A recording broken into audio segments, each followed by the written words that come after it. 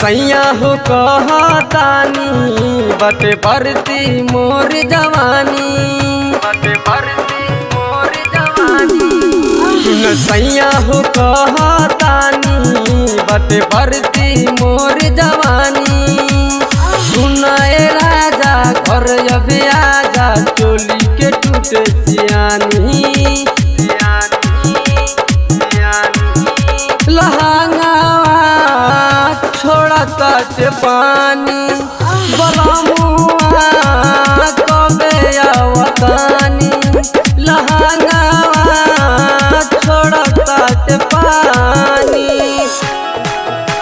लहंगावा छोड़ता ते पानी।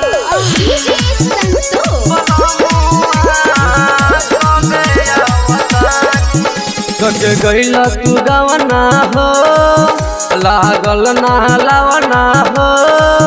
कके गईला तू गवना हो लागल ना लावना हो। बढ़ जाता मोर परेशानी जी, भीतर से चूहे पानी जी।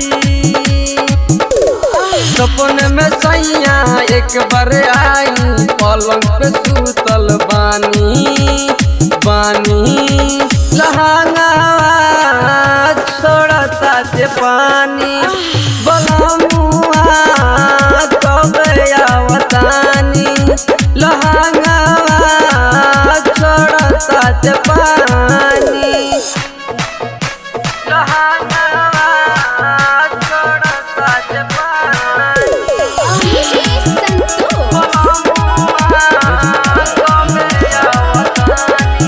सुन प्रिंस सैया हो कर कोनो उपाया हो।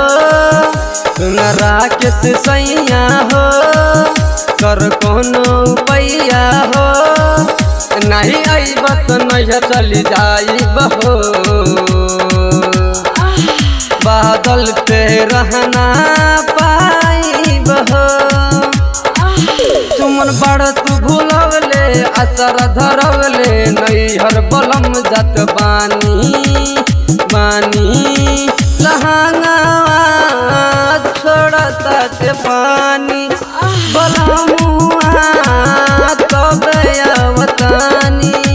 लहंगावा छोड़ता ते पानी। सुन सैया हो कहतानी बटे बरती मोर जवानी। सुनाए राजा घर अभी आजा चोली के टूटे सियानी। लहंगावा छोड़ता ते पानी बलमुआ कबे आवतानी। लहंगावा छोड़ता ते पानी। बादशाह स्टूडियो ढोकैला चौक।